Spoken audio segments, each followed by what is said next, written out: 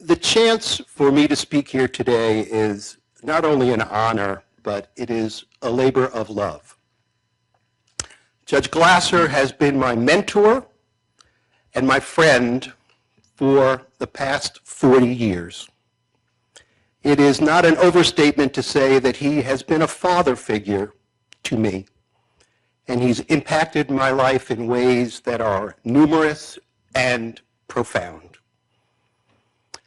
I first met Judge Glasser when I was a law student at Brooklyn Law School. I graduated in 1980, and the judge, of course, was the dean. But our personal relationship did not really begin in earnest until January 1982, when I started in an empty chambers as his first law clerk, along with my co-clerk, Kevin O'Regan. I can vividly recall interviewing for the job and immediately being enamored of the judge. Perhaps it was because he reminded me of my own father, who had passed a couple of years earlier. They both had that certain quiet dignity to them and were obviously men of great character and great principle, and I admired that. I was struck by the judge's humility. I recall saying something to him like during the interview, "You must be so proud to have just been confirmed by the U.S. Senate." And he replied with a smile, "I still have to take the garbage out twice a week." When I got the offer, I was over the moon, and the job and the judge did not disappoint. My clerkship was a magical time in my life. And that was in part because of the incredible proceedings that I got to watch day in and day out in court. Human drama at its most compelling. As the judge would say to me, "We are paid observers to the greatest show on earth." And that was true. But more importantly, the magic of my clerkship was what I learned from Judge Glasser himself.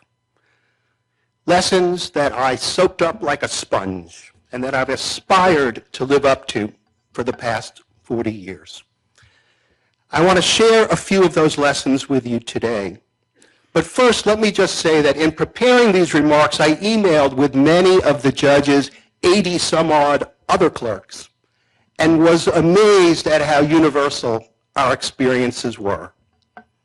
And so while I'm speaking from my personal experience, it is the shared experience of his 80-so law clerks as a whole, and I speak on behalf of us all.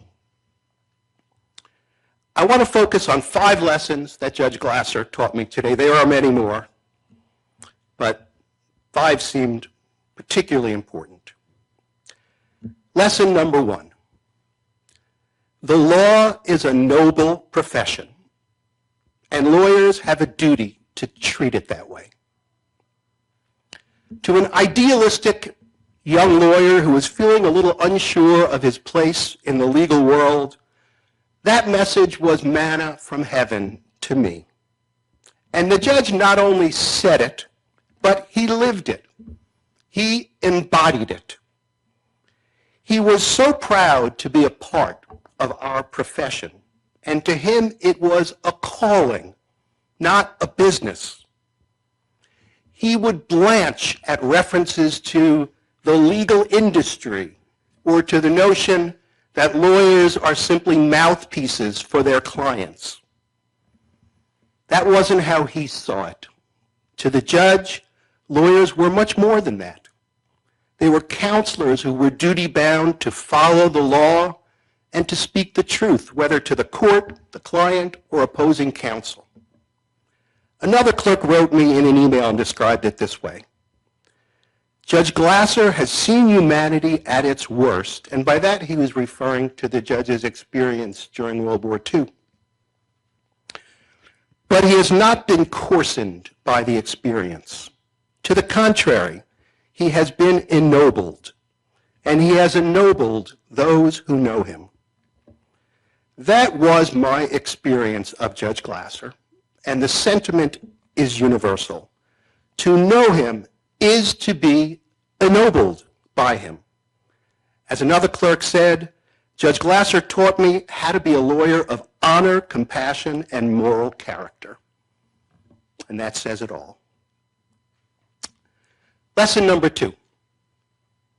The rule of law is paramount. All the clerks shared that message. It was loud and clear. The judge would regularly say the law is our only refuge. And it was obvious that he took that principle to heart. The deity in the courtroom for Judge Glasser was always the law and not the judge.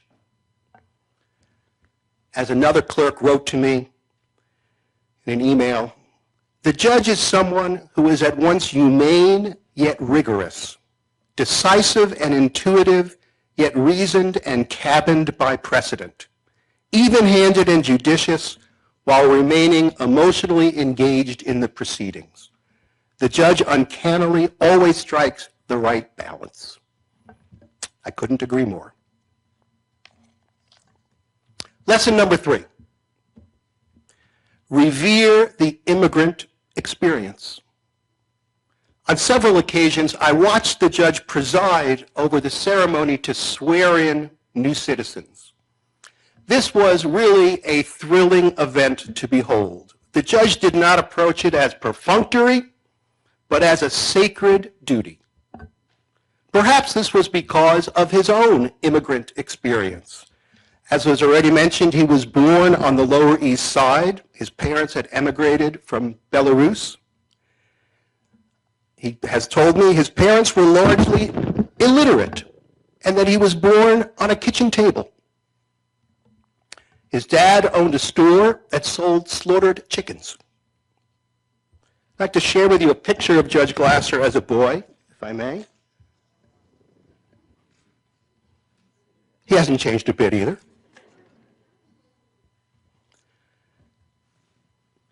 Given his family's immigrant roots, Yiddish was the language of the house. Yet, he went to public schools and excelled, ultimately attending City College and graduating in 2 years. He started Brooklyn Law School at night, but had to leave to serve his country during World War II. He saw combat duty in Germany, where his knowledge of Yiddish and German were put to use by the army.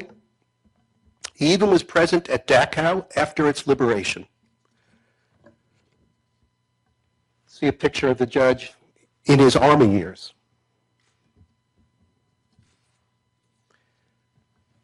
I have one more picture to share from relating to World War II. If we could put that up.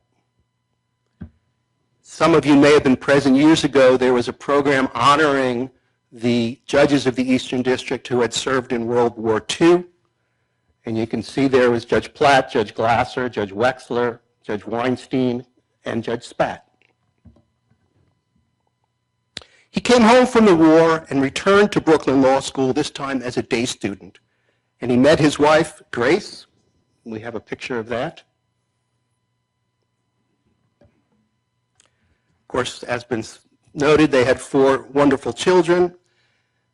I've gotten to know the family over the years, and a more lovely family you will not find. And after decades in academia and on the family court bench, he was sworn in as a district judge here. That was his immigrant experience. He would give some abbreviated version to it, to the citizens whom he was swearing in, and the message to them was simple. There are no limits to what an immigrant and his family or her family can accomplish in this great country. Lesson number 4. Trial lawyers are the face of the legal profession. He told me that many times. He spoke of trial lawyers with reverence and said they're what the public thinks of when it envisions what a lawyer is. The judge looked up to trial lawyers, although he had never been one, having spent his career in academia and on the bench. But his words about that and watching trials in his courtroom really are what inspired me in my career to become a trial lawyer, and I am forever grateful for him igniting that passion in me.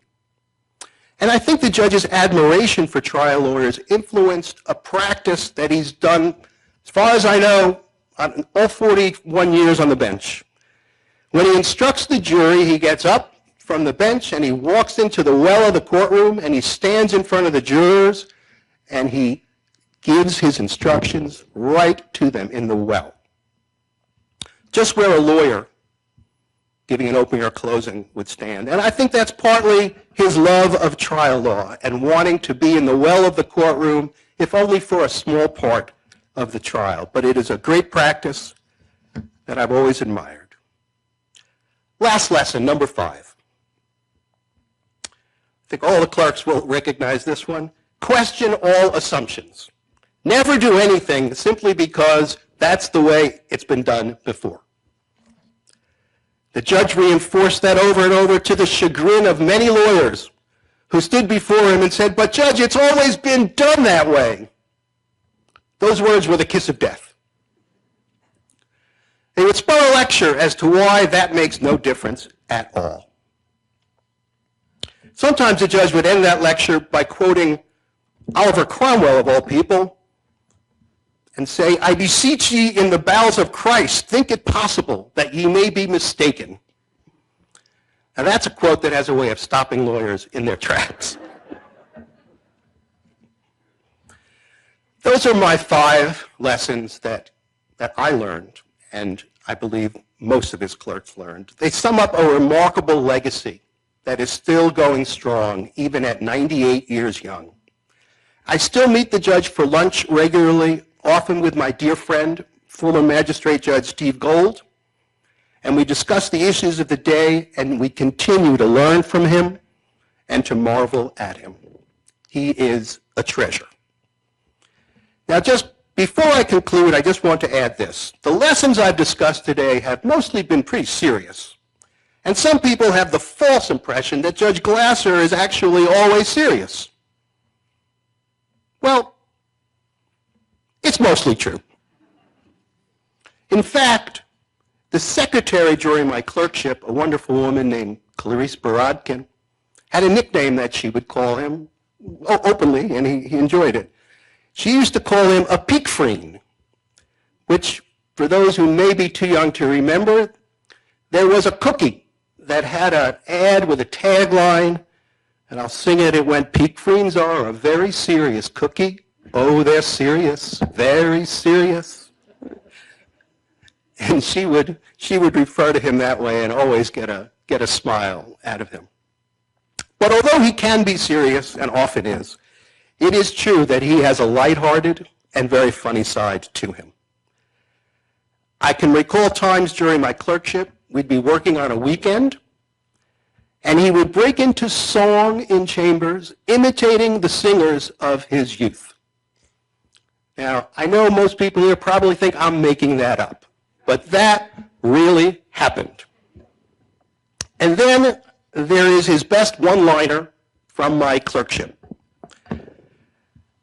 I was in court watching one of his jury trials, but this was a little unique because there was a blind juror with a seeing eye dog.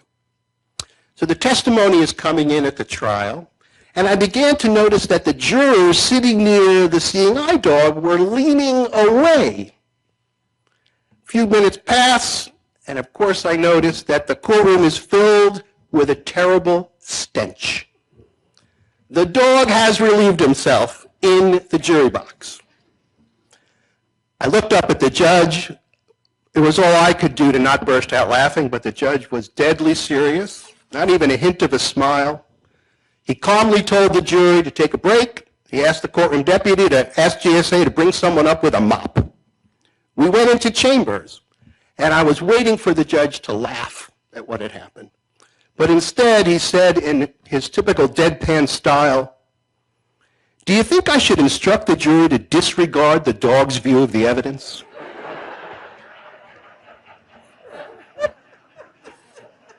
And he finally smiled. And the judge's sense of humor, it does persist to this day. I recall discussing whether he was going to attend an event that was scheduled in the future. And he said to me, he wasn't sure, and then he followed up with, "At my age, I don't even buy green bananas." Well, Judge, given how you were doing at 98, I think it's safe for you to buy green bananas, maybe even to plant a banana tree. On behalf of your family of law clerks, thank you for all you have given us. You have touched our lives for the better. You've made us better lawyers, and more importantly, better people. We thank you for that, and we congratulate you on 41 years of service to the court.